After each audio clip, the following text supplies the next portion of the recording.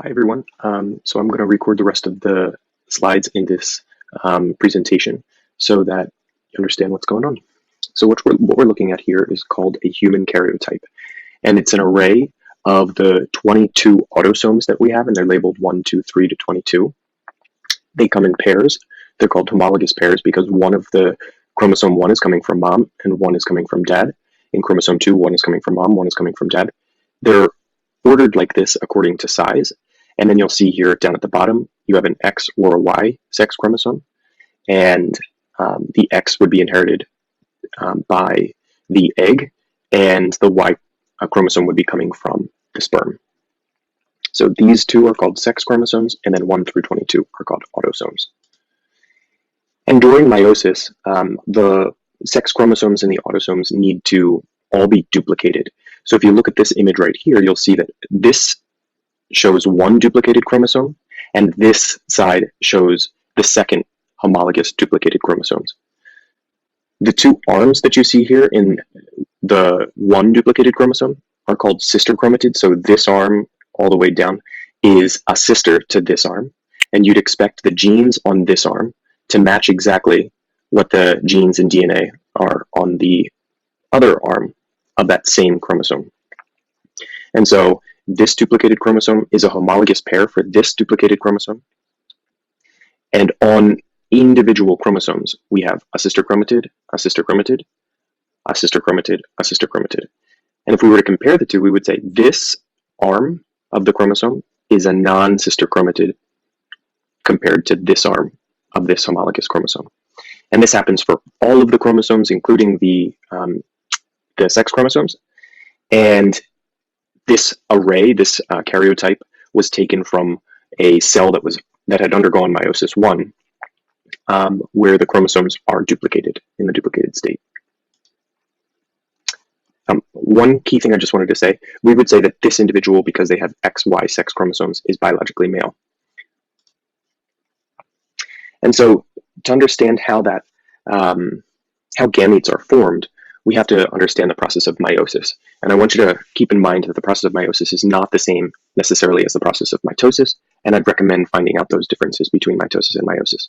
But if we think about meiosis and the different steps that need to happen in order to produce gametes, that would be sperm or egg, the order of the steps is almost identical to the order of the steps in mitosis, except in meiosis, it happens twice.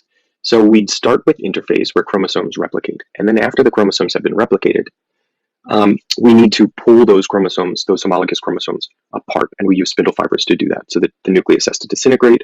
And then spindle fibers will attach to the chromosomes and pull them to separate poles. And we'll go through prophase, metaphase, anaphase, and then telophase, which is the last step of meiosis 1, where the chromosomes move to the opposite ends of the cell. And then cytokinesis would be the actual splitting of the two cell membranes.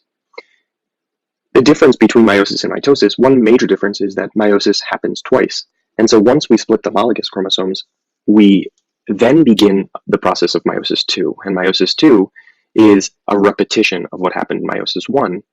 And so we'll have these homologous chromosomes. Now we'll have each homologous chromosome separated so that you have one sister chromatid put into each of these 4 gametes that are produced as a result of meiosis 2.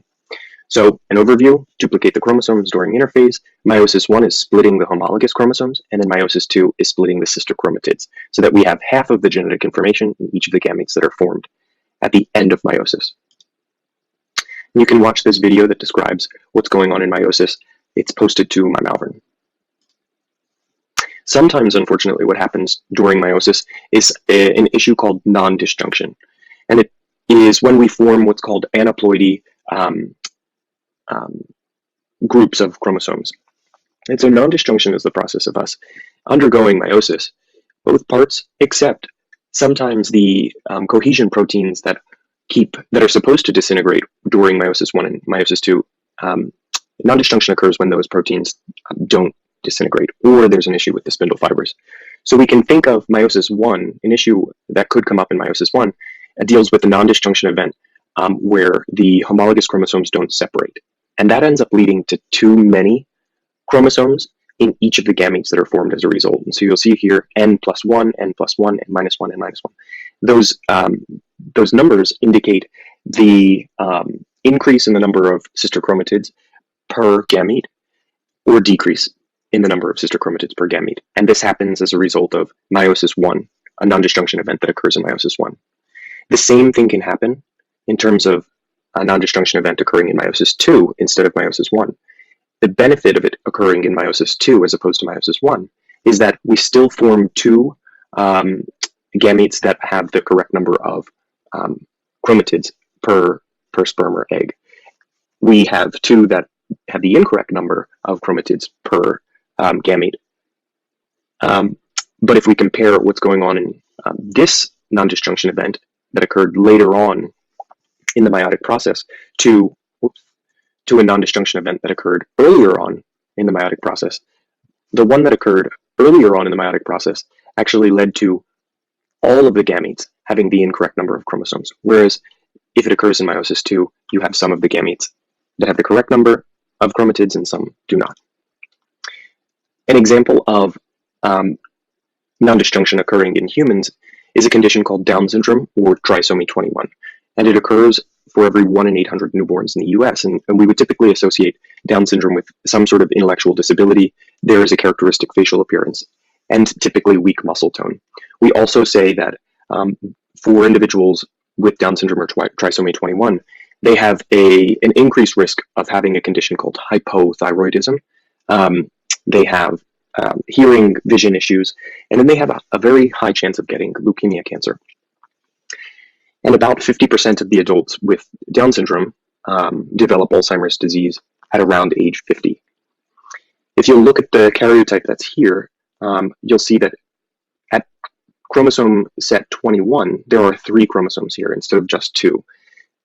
And so a non-disjunction event occurred that led to this additional chromosome at the 21st place during egg production.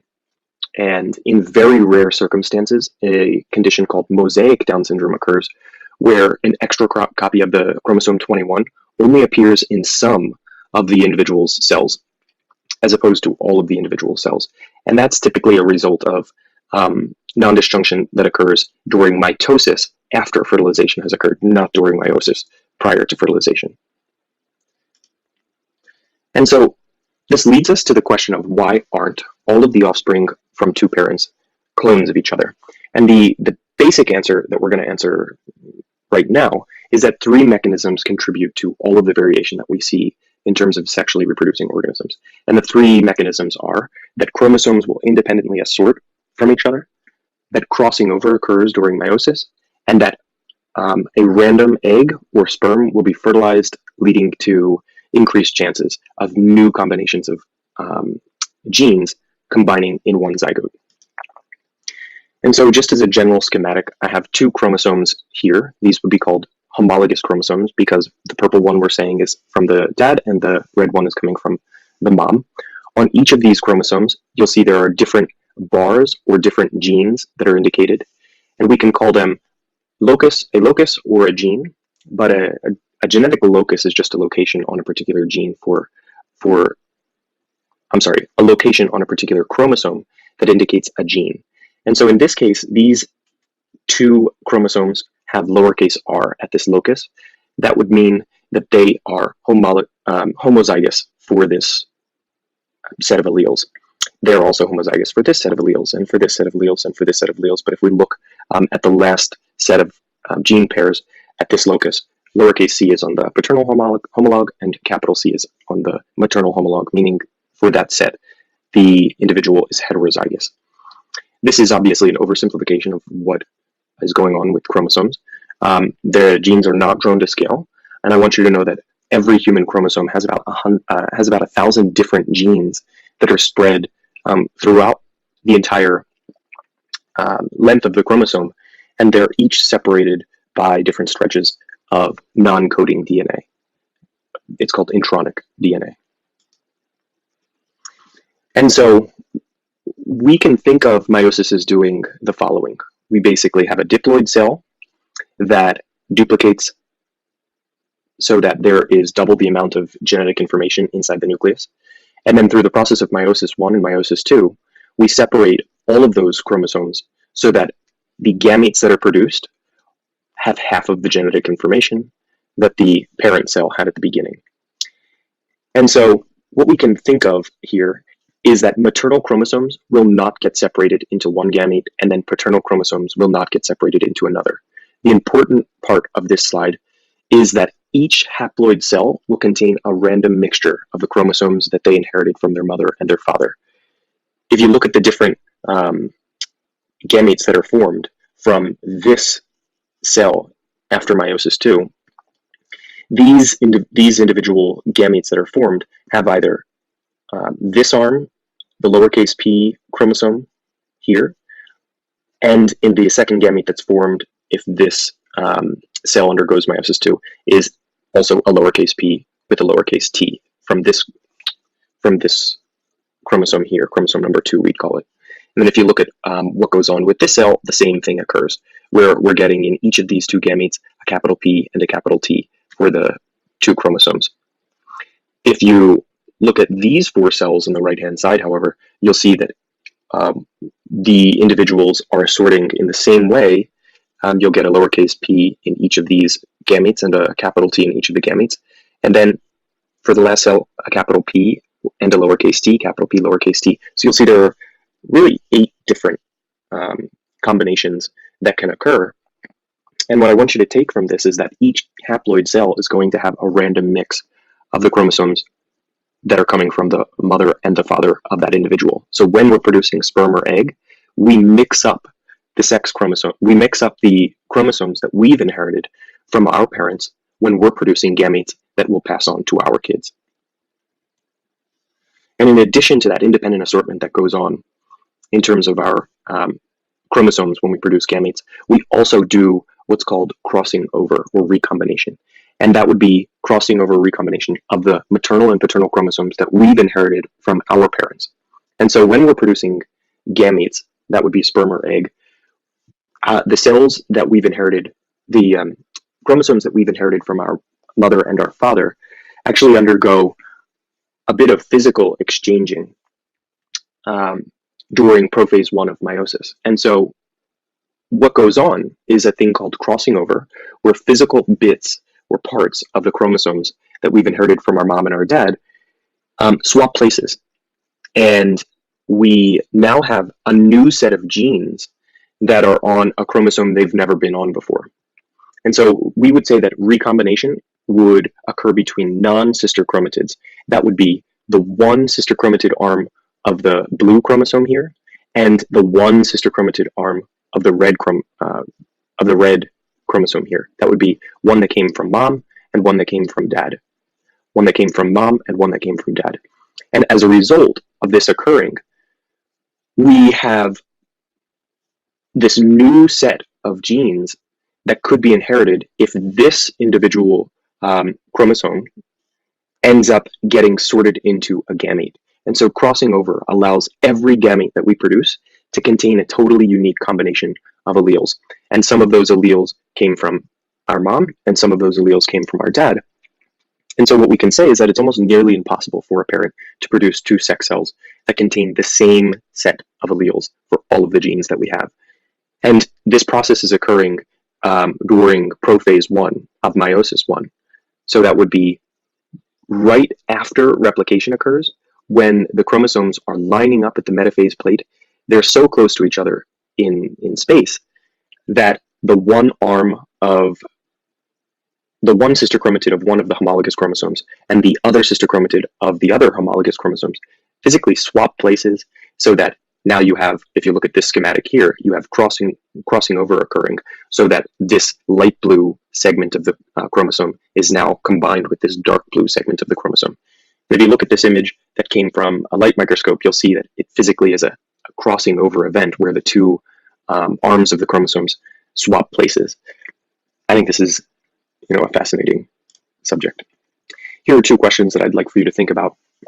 In order to solidify your ability to explain the law of independent assortment, law of dominance, describe how these laws apply to sperm cells that are produced by an individual with a genotype. Capital A, lowercase a, capital B, lowercase b, capital D, lowercase e, capital F, lowercase f. And so what you would do is try and figure out how many different ways can we organize these 1, 2, 3, 4, 5 different genes into gametes. And so you might have A, capital A, and then a capital B, and then capital D, and lowercase e and capital F in one gamete. And you might have capital A, lowercase b, capital D, lowercase e, capital F in another gamete. And you can try and work through how you would figure out the different gametes that could be produced if an individual parent has these genes. And then 3 more questions that I want you to think about and be able to answer is, what's the difference between the terms locus, gene, and allele? And then how would we describe the difference between genotype and phenotype? And the third thing is, what are the 3 mechanisms that contribute to the genetic variation in sexually reproducing organisms? And when we talk about producing gametes and then producing individuals with certain genotypes and certain phenotypes, there are 2 probability rules that I want you to know about. And the first one is called the product rule, and it is the chance that 2 independent events will occur simultaneously. And what we do is we take the probability of the one event occurring and we multiply it by the probability of the other event occurring. And knowing when to use this rule is important. And we typically say that we use the product rule anytime we see the word "and" between 2 probabilities. So if the question is, what is the probability that 2 individuals with alleles with this allele and this allele will have an offspring with X condition? In this case, we have one allele and another allele, and we want to know the probability that they'll have a kid with a certain combination of those alleles. And so we use the product rule. We'll multiply the probability of the parent giving the one allele and the probability of the other parent giving another allele, and we will get a probability of a kid having that those 2 alleles or having that condition. This complements what we call the sum rule, and that is when we have a probability that an event can occur in 2 or more alternative ways. And what we do to figure out that probability is we actually add those separate probabilities up. It's typically indicated by the words either and or. So if you look at a question like, what is the probability that an F2 offspring of a monohybrid cross has the dominant phenotype?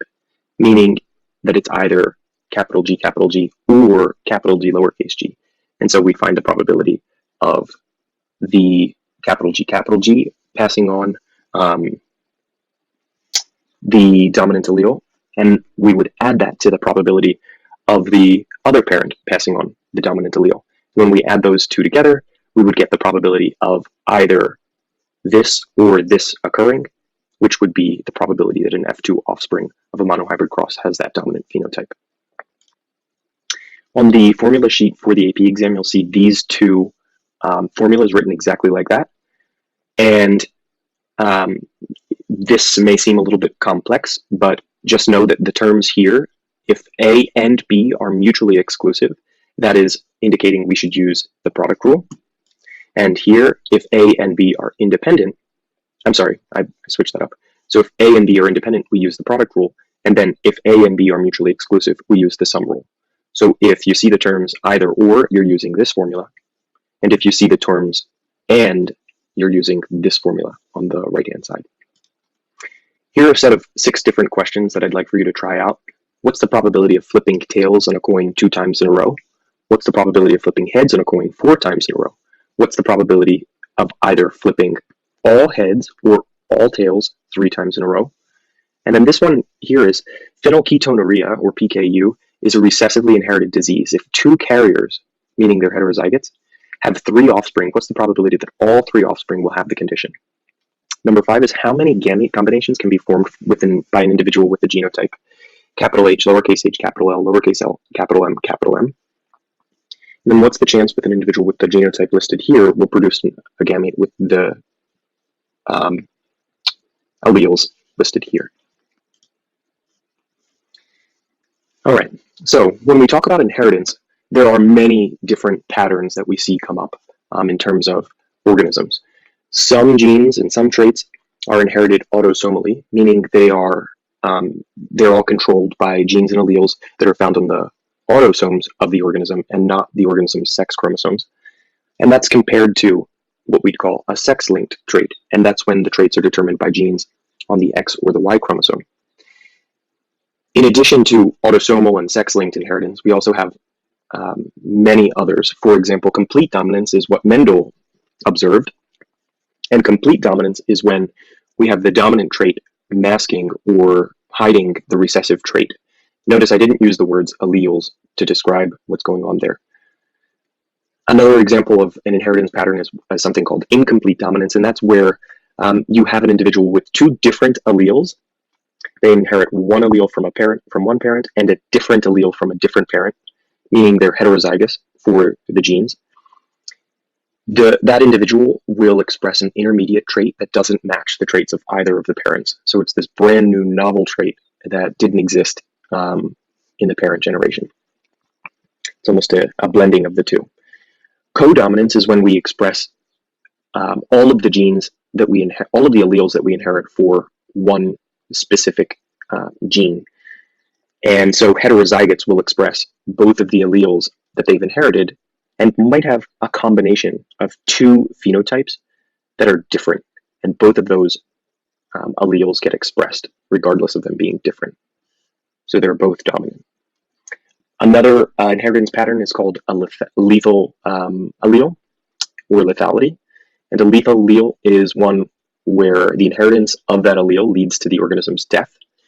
And that can be in a heterozygous situation, meaning you only need one copy of the allele, and that would lead to the death of the organism. Or it might be recessively inherited in the sense that you'd need two copies of the allele in order for the individual to, in order for those alleles to be lethal. Another inheritance pattern is called non-nuclear inheritance, and that would be anytime inheritance of a trait or set of traits is controlled by something that's not found in the nucleus, not found in the nuclear DNA, and that would be traits that deal with mitochondrial DNA or mitochondrial issues, or if we're talking about plants, the chloroplast DNA, because both mitochondria and chloroplasts have their own set of DNA that's not nuclear. And so how do the mitochondria and chloroplasts get inherited by offspring? And that's through the mother. The egg or the ovule in plants is what contains the mitochondria, and therefore the mitochondrial DNA, or if we're talking about the ovule, the chloroplast and the chloroplast DNA. So issues such as mitochondrial energy production issues are all due to a faulty mitochondria that's inherited from the mother. The spermatozoa or the sperm do not contain mitochondria that is inherited by the offspring. Another inheritance pattern is called epistatic, and that is when we have the expression of one allele affecting the expression of another allele at another loci. And then the last thing is link genes, and that is when the distance between two genes on a chromosome will affect the chance that those two genes get inherited together or get separated when crossing over occurs. And we'll talk about that last. So in a very general sense, we can think of what's going on the molecular level in terms of the genes that we inherit from our parents in the following way. You might see, if this is a plant that we're talking about, you might see that the allele for purple flowers is inherited at this locus on one chromosome and at the same locus on another chromosome. And so if this plant inherited this chromosome from the mom and this chromosome from the dad, if we were to zoom in on exactly what that allele looks like on the molecular scale, we would see a segment of DNA with the combination of letters seen here. And if you look at the allele that the organism inherited from the father, we would see this segment of DNA. And this allele here up top is slightly different than the allele that they inherited down below. Notice the C in the allele up top is different than the allele down below because the allele down below has an A. And that one nucleotide difference between the two alleles causes the top one to be able to produce and code for an active enzyme that helps the organism synthesize the purple pigment that it has. And the allele on the bottom doesn't code for a functional enzyme. Sometimes it codes for a protein, but that protein is not able to do its job, and so that enzyme is non-functional. And so in this situation, the individual is heterozygous because they have inherited two alleles, and those two alleles are different than each other. And we would say that it's heterozygous because this top allele is coding for an enzyme, whereas the bottom allele is not coding for an enzyme. There's a difference in phenotype. And the general idea behind this is that DNA, which would be the letters here, the A, T, C's, and G's, codes for mRNA, and that message is read and used to produce a polypeptide sequence, which leads to the formation of a folded protein and then an active enzyme. And we can think of how that DNA stands for the genes that we've inherited, in the sense that the genes or the alleles that we inherit from our parents, plus the environment that we're surrounded by, will lead to, through a process of many different events, the physical traits or the diseases that we have. And so the same concept really exists for what's going on for us, but I don't want you to think that there are only two alleles that could possibly be inherited for any locus or gene that we have.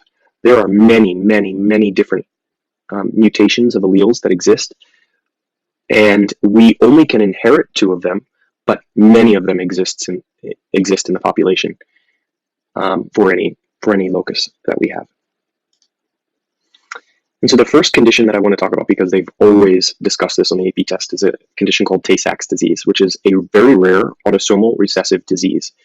Autosomal because it's inherited on the 1 through 22 autosomes, and recessive because the individual needs to inherit two mutant versions of the allele in order for the person to have the condition. And the condition normally leads to the individual's death at around age 4.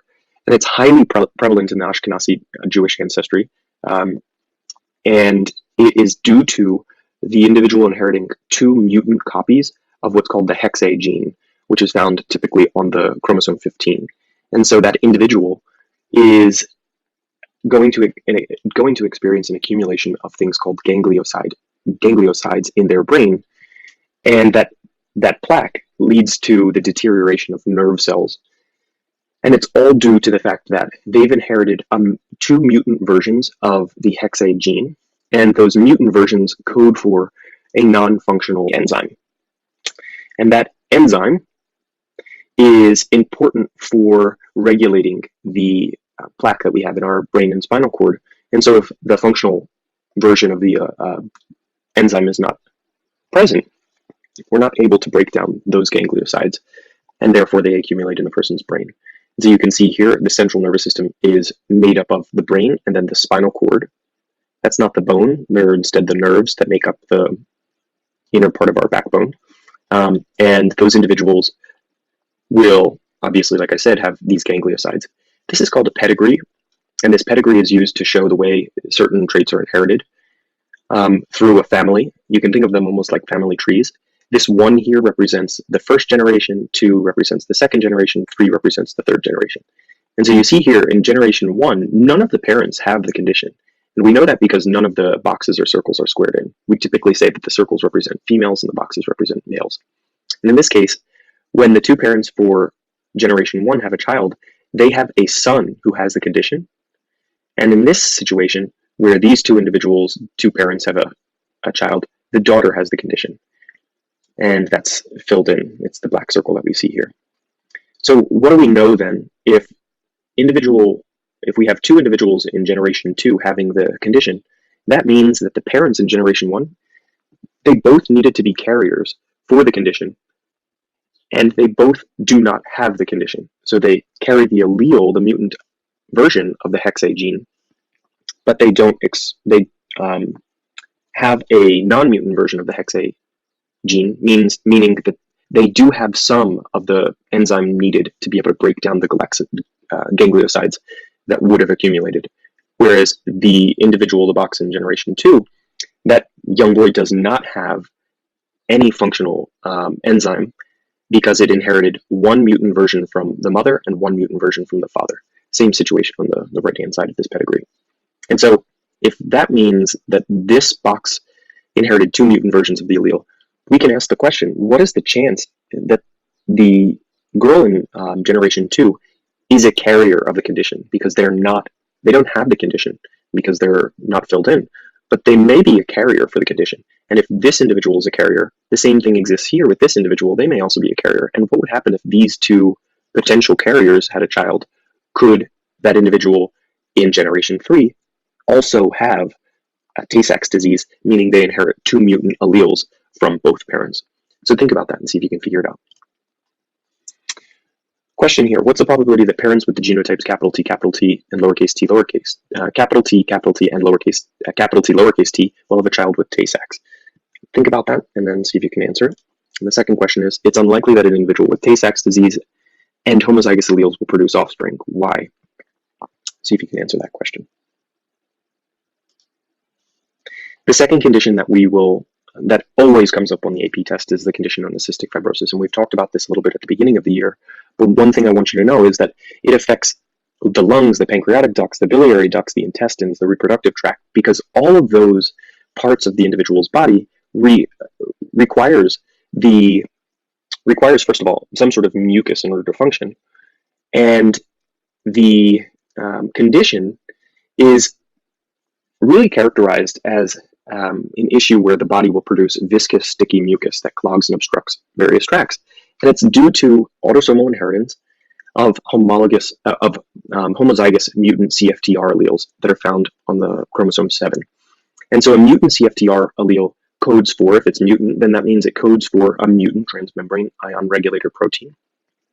And in the case of many mutant CFTR alleles, this mutated regular ion regulator protein means that the individual has a reduced channel open functionality, meaning that the channel that should be regulating the ion movement into and out of the cell through the membrane is not able to open properly, and therefore it leads to osmolarity dysregulation, meaning the individual can't regulate the amount of water they have going into and out of the cell. And so what we see is that these mutant alleles have many effects on many different phenotypes, and individuals with CF can have varying degrees of multi-organ pathologies, meaning that inheriting a mutant version of the CFTR gene can lead to many different effects on many different organ systems. Like I said above, the lungs are affected, the pancreas is affected, the biliary tract is affected, the intestines are affected, the reproductive tract of the fallopian tubes in women and the vas deferens in men are both affected by an individual with cystic fibrosis. However, certain individuals are affected less than other individuals. And that deals really with the exact type of mutation that is causing for this reduced channel open functionality. One mutant CFTR allele may code for a transmembrane ion regulator protein that's slightly functional, meaning it has almost the right shape, but it's not quite right. So it allows for some ion regulation, but not all ion regulation. And it really deals with what allele did that individual inherit? Did they inherit two mutant CFTR codes that lead to no functionality in terms of the CFTR protein? Or did they inherit only one? Or did they inherit two mutant CFTR alleles, but both of those mutations lead to slightly altered protein shape instead of very altered protein shape? And so we see that the non-mutant allele will typically code for a channel that's important for chloride ion transport. And so anytime we see the cystic fibrosis condition come up, there are a couple things I want you to remember. One, it's autosomally inherited, meaning it's not a part of the sex chromosome, and that it deals with typically a mutant version of the CFTR allele, meaning the individual can't regulate the transport of ions through their cell membrane. With autosomal inheritance, just like we discussed for Tay-Sachs disease, we can see that the parents don't have the condition, and then all of a sudden the kid has the condition. This is typical of a situation where the alleles are inherited in a recessive manner. So the parents don't have the condition, but the kids do. This issue comes up many times in terms of questions that are asked in the AP test. I want you to know that there are many other factors at play in terms of inheriting cystic fibrosis, and that there isn't just one gene or one allele that codes for cystic fibrosis. There are many, many, many different alleles that come up in terms of causing this phenotype of cystic fibrosis. One person may have cystic fibrosis and another person may have cystic fibrosis. That doesn't mean that both individuals have inherited the same mutant sequence for their CFTR allele. One individual may have a completely different mutant allele for CFTR compared to another.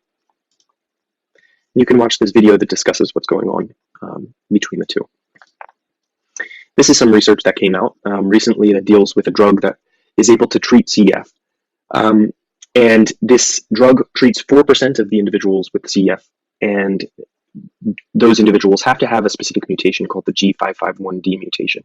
And what happens is this drug here actually binds to the ATP binding region of the CFTR channel protein, and by binding to that ATP binding region of the protein, it opens the transport protein, and opening the transport protein allows for the ions to be transported out of the cell in a manner that will make the mucus more fluid-like and allow for the individual to have reduced mucus secretion, and then a decreased chance of having some sort of bacterial infection in any tract where they typically would have had some sort of infection. So if you compare the two treatments, the two panels on the slide, you'll see that an individual with cystic fibrosis is unable to regulate these ion concentrations because of the shape of the CFTR protein that's here in the membrane. And that leads to lots of bacterial infection in terms of the lungs, and there is an issue called mucus hypersecretion, where mucus will accumulate in those tubes and stop the proper flow of air, and then trap bacteria and lead to lots of bacterial infections. This drug binds to the ATP, the CFTR protein, in a manner that's independent of ATP, meaning in order for the CFTR protein to typically work, ATP needs to bind to that protein and activate it. This drug would lead to the activation of the transport protein without ATP being required, which is pretty fascinating. Another example of inheritance is called incomplete dominance, and that's what we discussed a little bit before. And an example of incomplete dominance is written here. So take, for example, we have a red plant and a white plant, and when these two plants produce gametes, the gametes that are produced by the red plant have this C capital R allele, and they produce gametes with the C capital R. And the same thing exists for the white phenotype flower. And when an individual inherits both of those alleles, they don't express one or the other. Instead, they express a new phenotype, and we call that the pink phenotype.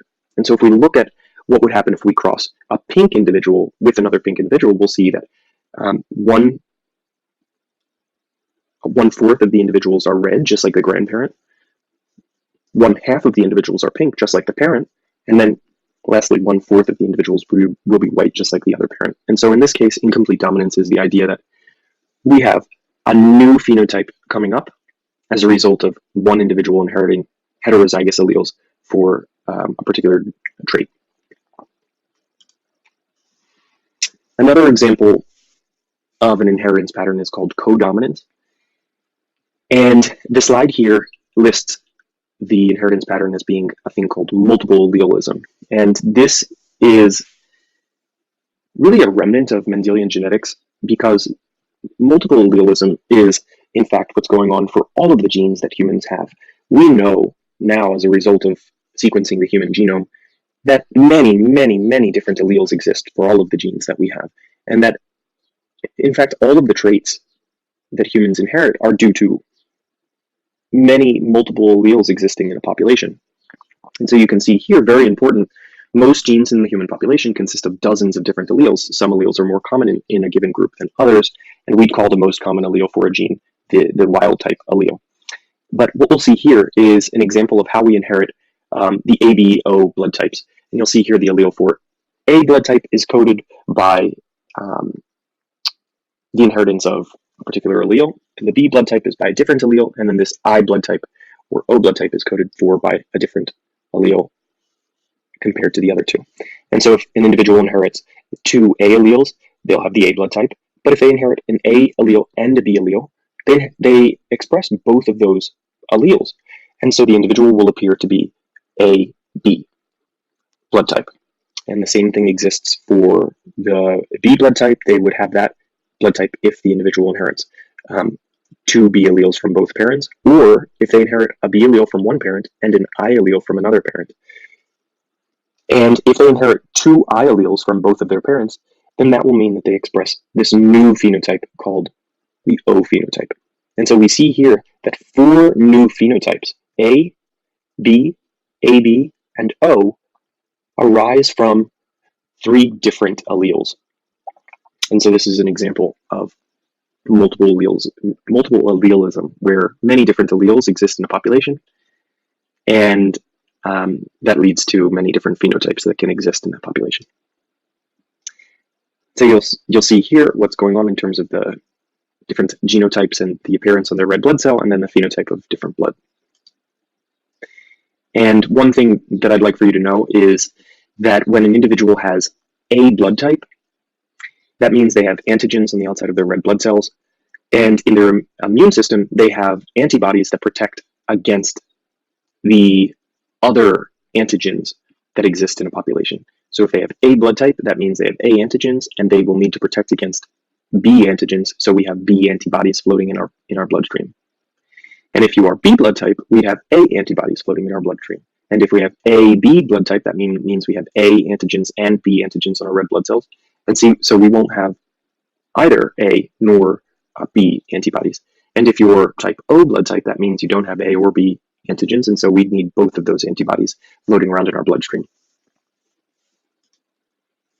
And so the question is, parent 1 has blood type O, parent 2 has blood type B. If the offspring between those two parents has blood type O, what are the genotypes of parent 1 and parent 2? Another example of codominance also deals with blood, surprisingly. There are many examples of codominance, but in this case, I wanted to point this out because it's asked in the AP test often. It's called sickle cell anemia, and it's due to an individual inheriting two mutant versions of the hemoglobin allele. And when they inherit two mutant versions of the hemoglobin allele, they have these cells that look sickled in shape, whereas typically the hemoglobin allele, the normal wild-type version of the hemoglobin allele, will appear very round with a small part in the center that goes down to slightly concave. And what we see happen in terms of sickle cell anemia is that when an individual inherits two mutant versions, they have this sickled blood cell. And when the individual only inherits one version of the sickle cell allele, they express that sickle cell allele, and they also express the other allele that they've inherited from the other parent. And in this case, where they inherited heterozygous alleles, they'd express both the normal hemoglobin allele and the sickle cell allele. So some of their cells would be normal shaped, and some of them would be sickled in shape. Same case exists over here. So in this case, we have the issue of codominance appearing. And then another inheritance pattern is lethality, and this is unique in the sense that when we have two heterozygous parents, we see that these two parents are both obviously living. When they reproduce and produce gametes, they produce gametes with capital Y and lowercase y, capital Y and lowercase y. And when we have an individual, or the two gametes carrying the capital Y and the capital Y, fertilize each other, they produce in a non-viable offspring. So the offspring does not live in the F1 generation. But when they produce individuals with capital Y, lowercase y, or lowercase y, those individuals are able to survive. So 2/3 of the progeny will be yellow in color, and only 1/3 of the progeny will be non-yellow in color or white in color. The rest are not capable of surviving. And so that individual dies typically, late in terms of development, or right after the individual is born. So these individuals will never be able to survive and will never be able to pass on their genes to the next generation. So we call this lethality. It can exist both in a heterozygous manner and a homozygous manner. So obviously this is an example of homozygous inheritance of lethality.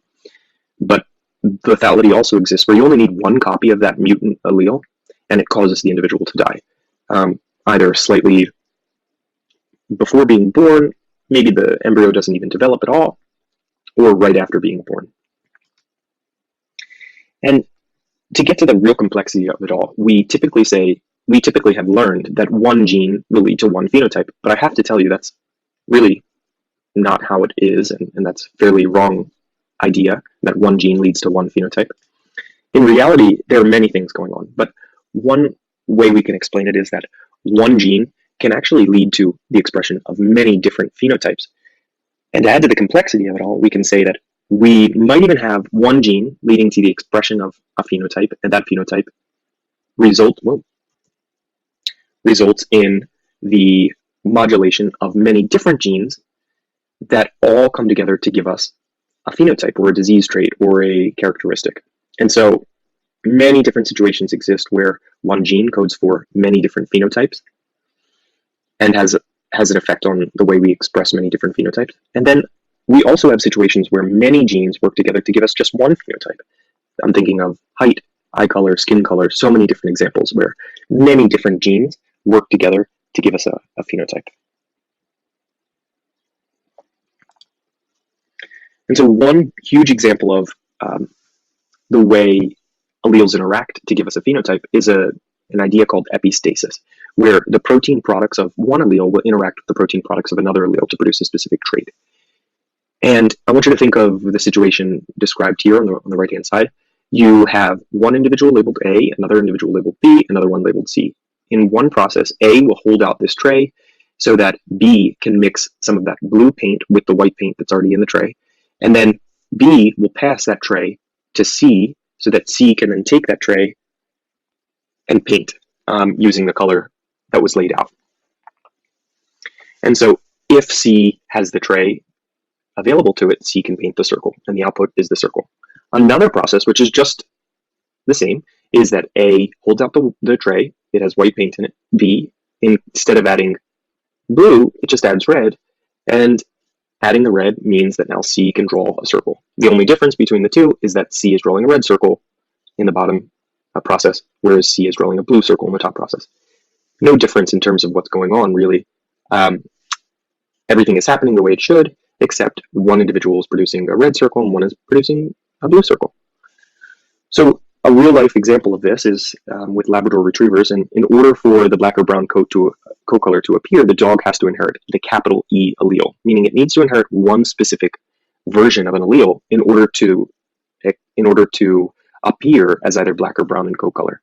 And so you can see here, if we have two heterozygote Labrador retrievers for both the B allele, the B gene, meaning the melanin colors, and the E genes for depositing that coat color in fur, these two individuals will both be black in coat color. That means that when they produce gametes, they'll produce the gametes that are written here and here, and when they have their kids, they'll produce the different phenotypes that are shown in the dihybrid cross on the screen. Only the individuals that have at least one capital E allele will be able to express the phenotype of melanin that they've inherited. If they don't have a capital E allele, then they aren't able to express neither the black nor brown melanin colors, and they'll appear blonde in phenotype. So you'll have the expression of one allele, in this case the capital E allele, affects the expression of the melanin allele, affects the expression of this other allele. And that's the process of epistasis. What we see typically happen in this situation is a 9:4:3 ratio. You know how we learned about 9:3 to 3:1 ratios? In this case, it's 9:4:3. 9 of them will be black in coat color, 3 of them will be brown in coat color, and 4 of them will be blonde in coat color. And so we can see the way we describe epistasis in these two diagrams here. So A is mutant because it doesn't have the correct instructions. So if it doesn't have the correct instructions, even if B and C are functional, since A is coding for that bucket of white paint, if that's mutant, then B can't add its color to that bucket of white paint. And if B can't add its color to a bucket of white paint, that means it then can't give the bucket to C to then draw the circle. So nothing shows up. In this case, we'd say that A is epistatic to both B and C because it hides the output of B and C regardless of it being there. B and C are both functional. The only one that's non-functional is A. In the case down below, you'll see A is functional in this case, B is functional, but C is a mutant version. So A does its job, holds the bucket of white paint out, B does its job, adds the pigment to the white paint, and brings it over to C, but because C is mutant, C isn't able to draw the circle and lead to the output. So in this case, we'd say that version of C is epistatic to both A and B, in that it hides the output of A and B. A is functional, B is functional, but C is not functional. And here's a checkpoint. This is fairly difficult, so I want you to go through it and see if you can understand it, but it says all white cats are crossed to produce the following phenotypic ratio. You see that there. What is the genotype of the gray progeny? And a very big hint that I give you is that black cats are carrying the A allele, whereas white cats always have to have the B allele. So see if you can figure that out. Another example of inheritance deals less so with the genes and more so with environmental effects. And so in this case, we say that the environment will regulate the activity of certain genes by either turning them off or turning them on based on environmental conditions. And sometimes it deals with the genes and sometimes it deals with the gene products. And in this case, we have what's called a temperature-sensitive allele. And it's a bad term for it because the temperature-sensitive allele really is not the allele is not temperature sensitive. It's that the product of that allele is temperature sensitive. And in the case of Siamese cats, we have a condition called albinism, which is due to a mutation in the tyrosine gene, TRY gene. That's coding for an enzyme called tyrosinase. And this tyrosinase enzyme is what's necessary for producing melanin, which is that dark coloration. The issue is the mutant allele that a Siamese cat can inherit for the tyrosinase gene is sometimes mutant, so that when the protein that came from that allele folds and has its three-dimensional shape, its three-dimensional shape is only active and able to function when the temperature is below average, meaning it's only actively producing melanin or dark coloration when the cat is at a below average body temperature or is cold.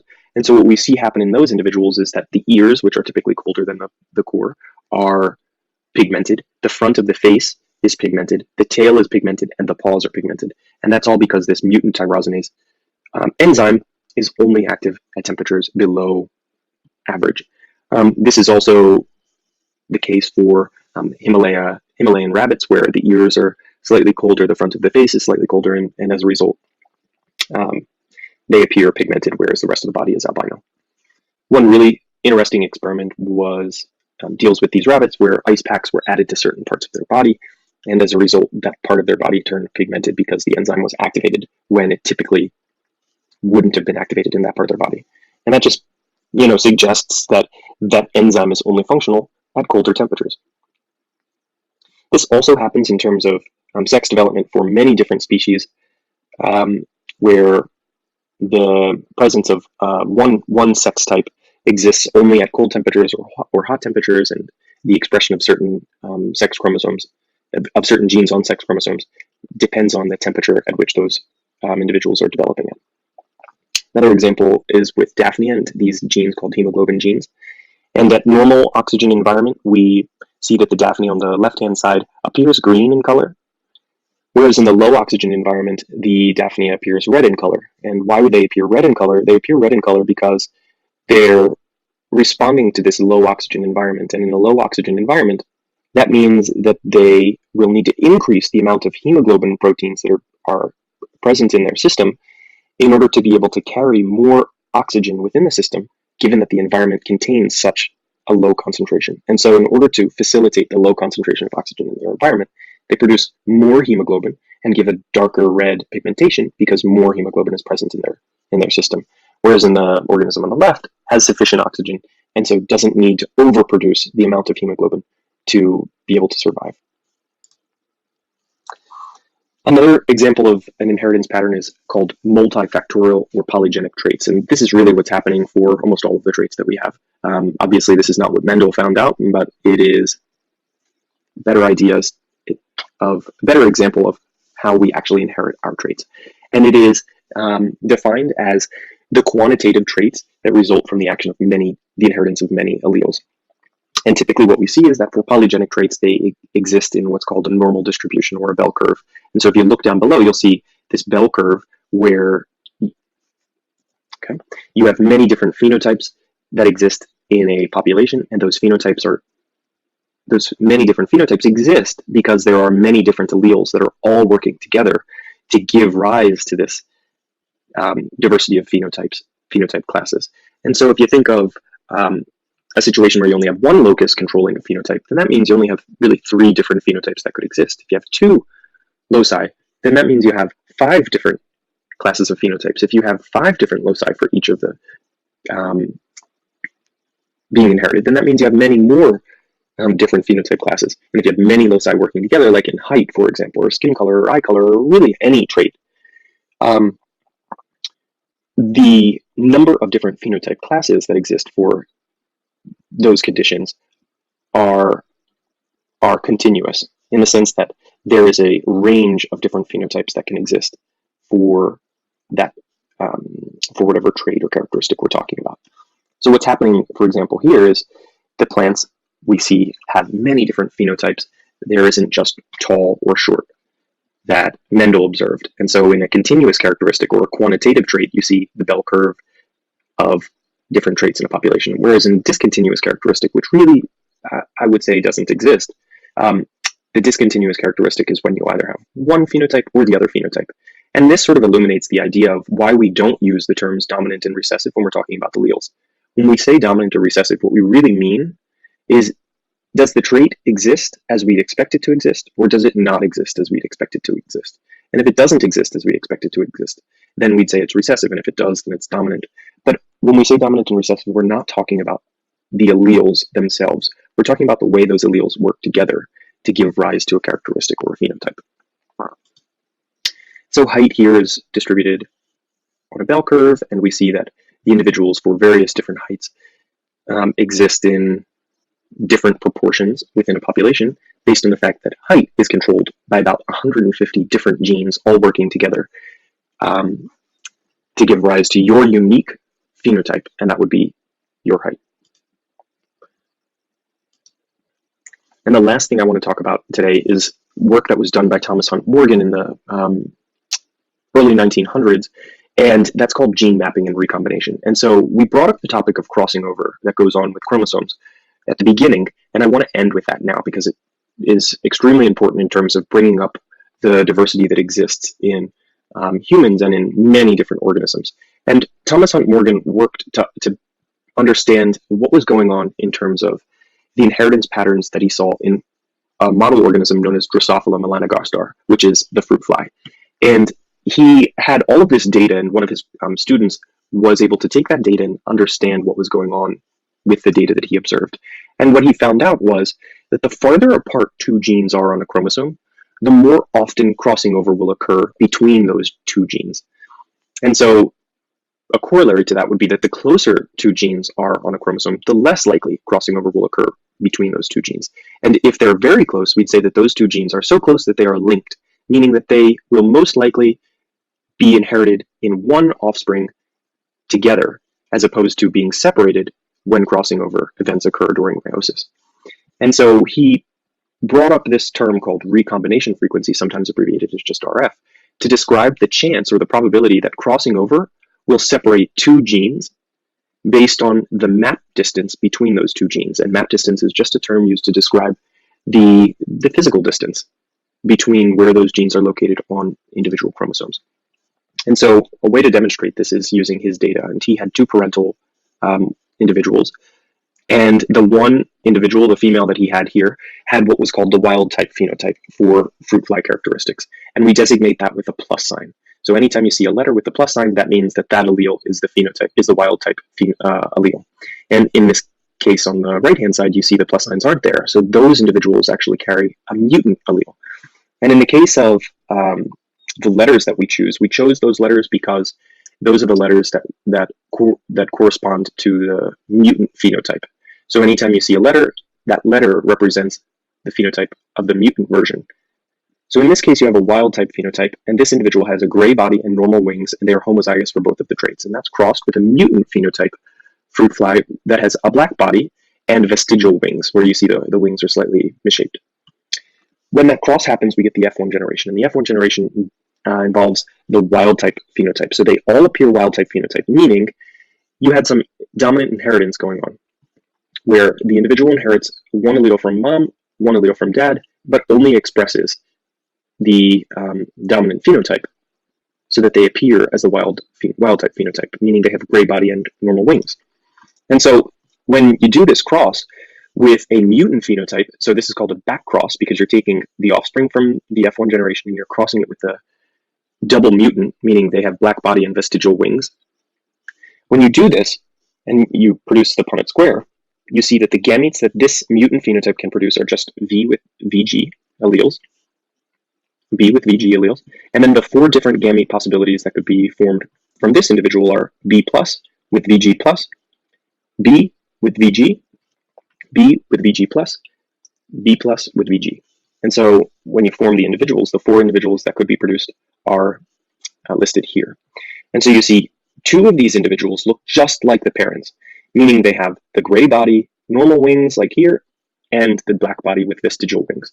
But because of crossing over, we call them the parental types, but because of crossing over, now we see some individuals have a new combination of traits that didn't exist in the parents of those individuals. So you see an individual with a black body but normal wings that didn't exist in the parent generation, in the F1 generation here.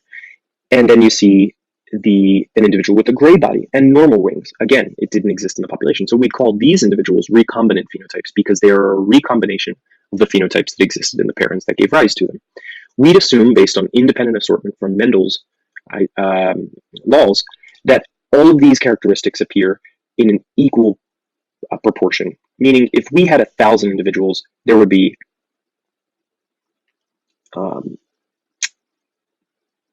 equal number of parental phenotypes compared to equal number of recombinant phenotypes.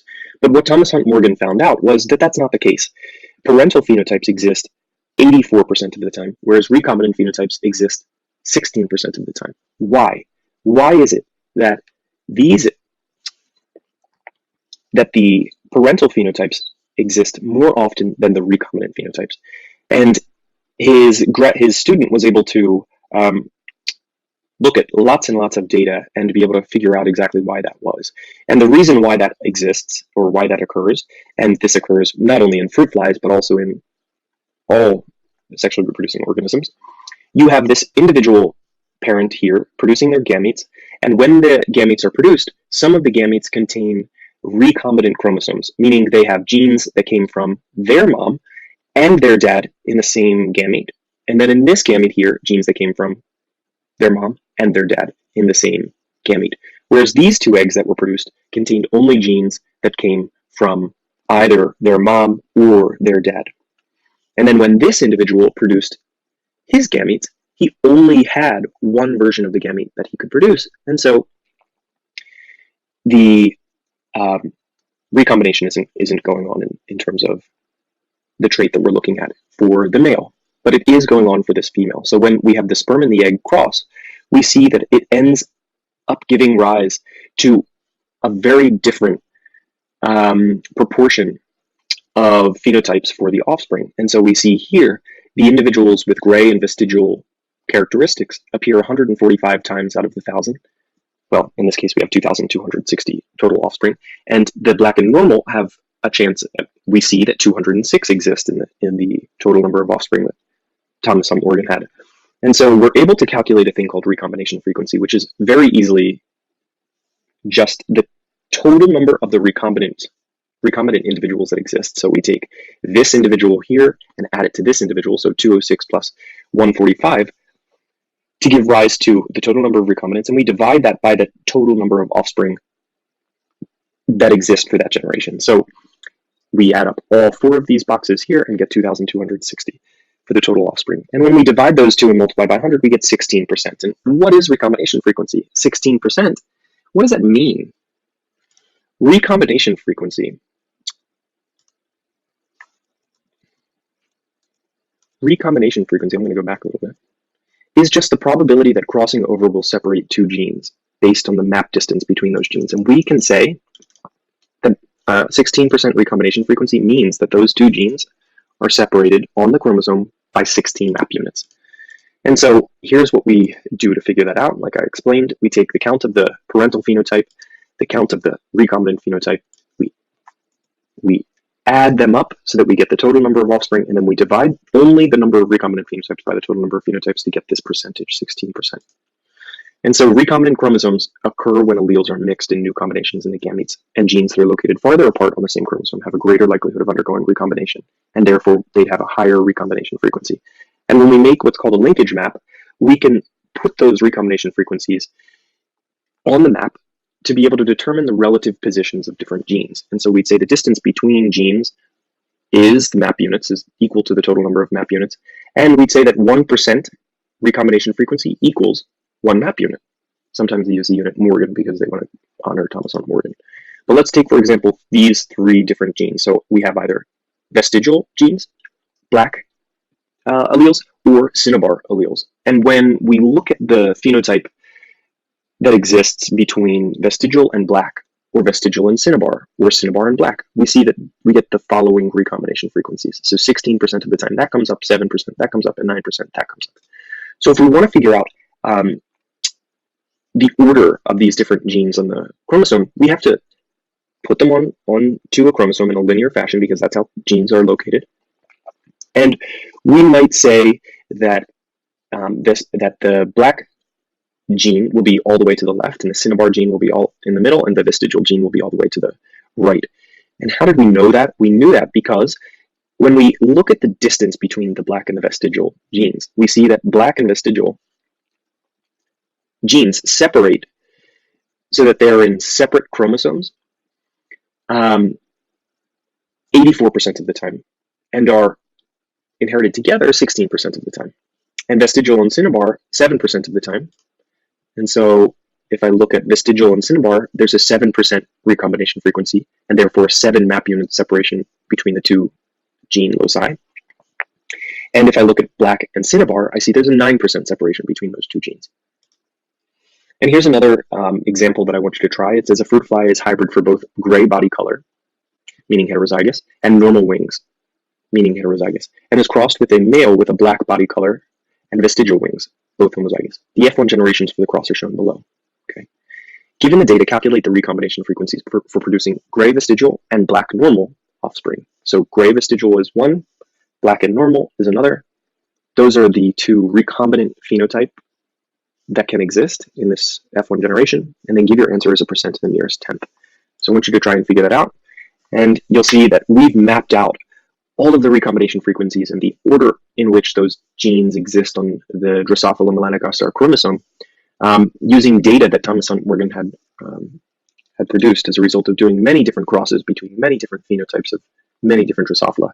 And then we've also, with the advent of genome sequencing, have been able to look at the 3 or 4 chromosomes that Drosophila have to really be able to see exactly where they're located on each of the chromosomes.